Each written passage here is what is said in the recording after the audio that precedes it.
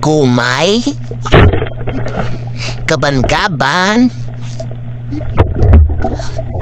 baklid, layon pis.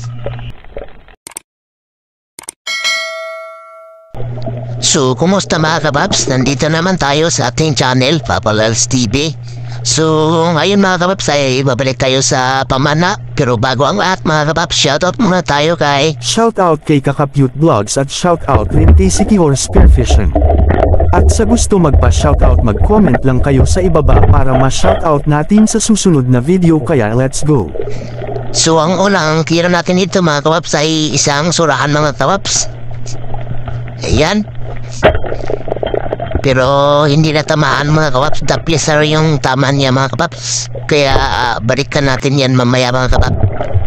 At buti mga kababs hindi nakalayo yung surahan mga kababs. Kaya nakita natin ulit mga kababs. Ayan. Sarap to sa inihaw mga kababs. Ayan. Sa pool mga kababs. May pa inihaw na tayo dito mga kababs. Bulatong baba na po tayo mga kababs. Ayan o. Kisi-kisi mga kababs. May kanya sa sinugbag yan. Or inihaw. Ayan.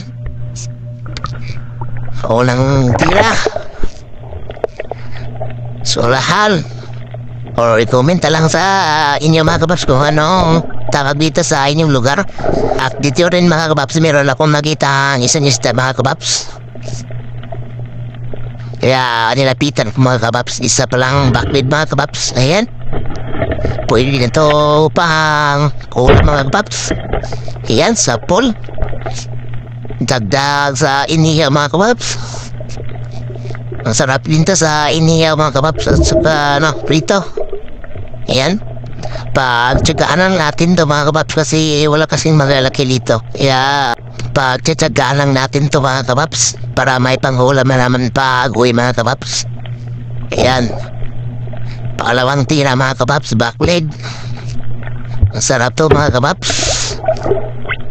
At dito rin mga kababs, meron akong kita niya sa ang lion fish mga kababs. Kaya kinuhaan ko lang ng video mga kababs. Dito lang nang katapos ang ating video mga kababs kasi wala tayong ibang makita ng isda. Kasi mahirap lang talaga tayo makita ng maraming isda dito sa spot namin mga kababs. Kasi marami talagang namamana dito. Kaya ito lang muna ang maipakita ko sa inyo mga kababs. Maraming salamat po sa inyong suporta sa aking channel. God bless po sa lahat.